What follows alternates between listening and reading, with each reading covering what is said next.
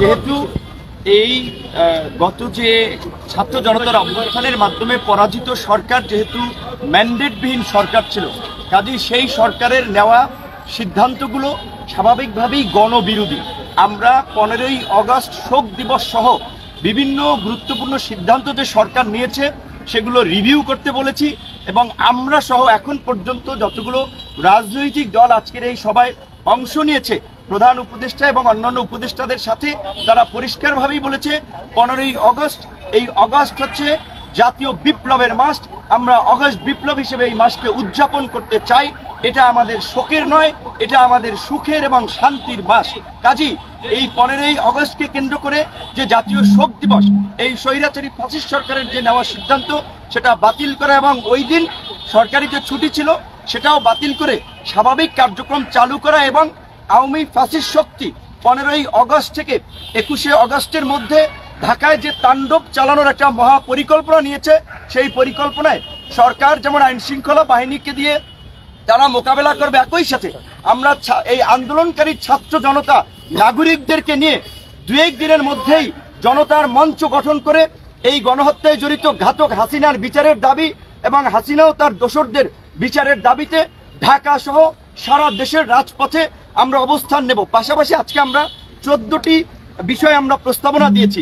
দেশের বর্তমান প্রেক্ষাপটে অর্থনৈতিক স্থিতিশীলতা ফিরিয়ে আনতে কোনো ব্যবসায়ীর উপরে আপনার হয়রানি না করা, সবাইকে নিয়ে মতবিনিময়ের মাধ্যমে ব্যবসায়ীদের স্বাভাবিক কার্যক্রমের সুযোগ দেওয়া, 64 জেলা এবং 650 উপজেলা এবং থানা পর্যায়ে ওসি, ইউনো, ডিসি, এসপিদের যারা এই সরকারের সহযোগী ছিল তাদেরকে পরিবর্তন করে সৎ, সাহসী, দক্ষ অফিসারদেরকে নিয়োগদানের মাধ্যমে প্রশাসনিক স্থিতিশীলতা ফিরিয়ে আনা, প্রশাসনের মধ্যে যে পাল্টা কু এবং অভ্যুত্থানের যে চেষ্টা করা হচ্ছে সেগুলোকে রুখে দেওয়া, এরকম 14টি দাবি আমরা দিয়েছি এবং সর্বশেষ যেটি আমরা কথাটি বলেছি, দ্রুত সময়ের মধ্যেই রাষ্ট্র সংস্কার ও জাতীয় নির্বাচনের রোডম্যাপ প্রদান এবং এই যে আওয়ামী পন্থী যে সংখ্যালঘুদের একটি অংশ, আমরা অনুরোধ করেছি সংখ্যালঘুদের একজন সংখ্যালঘু বিচারপতি কিংবা বিশেষ ব্যক্তির নেতৃত্বে একটি তদন্ত কমিটি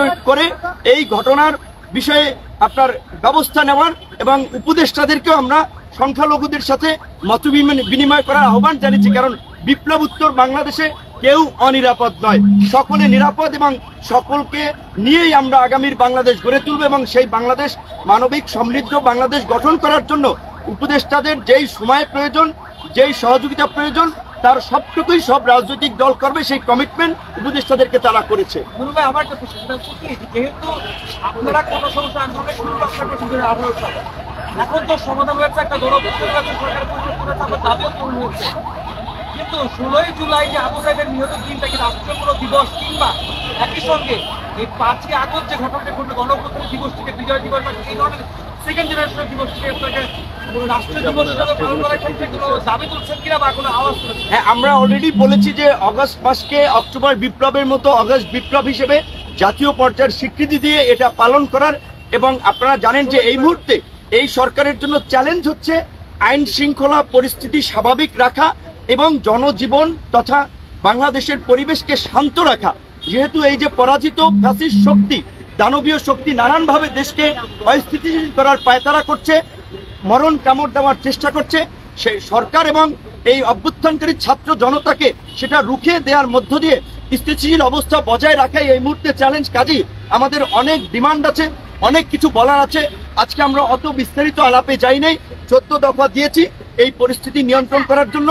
15ই আগস্ট নিয়ে যেহেতু আপনার 2-1 দিনের মধ্যেই দিবস আসছে, সেই বিষয়ে সব রাজনৈতিক দল বলেছে, আমরা সেই বিষয়ে সিদ্ধান্ত দিয়েছি আবু সাইদ সহ নিহত সকলের পরিবারকে যথাযথ ক্ষতিপূরণ দেওয়া, দ্বিতীয় মুক্তিযুদ্ধের বীর শহীদদের সঠিক তথ্য এবং তালিকা করা, মুক্তিযুদ্ধের শহীদদের মতো যেন তাদের প্রতি অবিচার করা না হয়, ভুল তথ্য না থাকে, সেই বিষয়গুলো আমরা জানিয়েছি।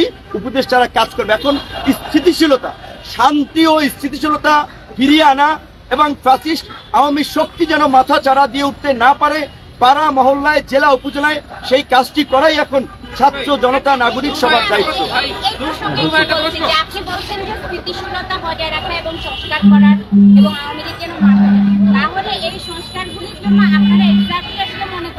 কতটা সময় এই সরকার পেতে পারে বা পাওয়া উচিত আপনার কি মনে হয়? না এখন দেখেন আমরা তাদেরকে বলেছি যে আপনার এই দ্রুত সময়ের মধ্যে টাইম বলেছে না আমরা এই মুহূর্তে উপদেষ্টাদেরকে বিব্রত করা বা চাপে রাখার জন্য সময় কিংবা টাইম ফ্রেম নিয়ে কোনো আলোচনা করি নেই, বরঞ্চ তাদেরকে আমরা শতভাগ কনফিডেন্স দিয়েছি তাদের যতটুকু সময় এবং এই অভ্যুত্থানকারী জনতার পক্ষ থেকে যত ধরনের সহযোগিতা আমরা করবো। আমরা এটা নিয়ে অস্থির নয়, অন্যদেরকে আমরা ধৈর্য ধরার আহ্বান জানাবো।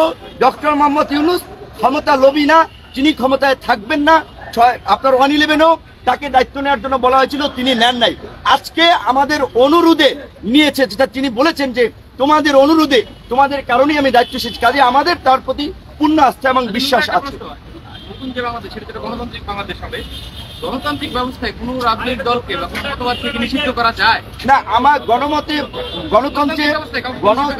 গণতন্ত্রে বহু মত বহু পথ থাকবে, কিন্তু পৃথিবীর বহু দেশে নজির আছে যে মানবতা বিরোধী অপরাধে জড়িতদের বিরুদ্ধে আইনগতভাবে পদক্ষেপ নেওয়া, তাদেরকে নিষিদ্ধ করা। জার্মানিতে নাৎসিদের নিষিদ্ধ করা হয়েছে, আপনার ইটালিতে মুসলিনের পার্টিকে নিষিদ্ধ করা হয়েছিল। এবং আমরা বলেছি এই যে বিচার হবে, জাতিসংঘ আপনারা জানেন পূর্বেই একটা আন্তর্জাতিক তদন্ত করার আগ্রহ পোষণ করেছে।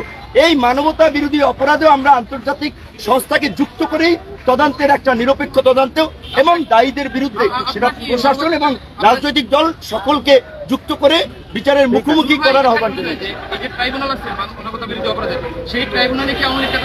না, এইটা তো আপনার শেখ হাসিনার গঠন করা একটা পাপেট বিচার ব্যবস্থা, পাপেট প্রশাসন।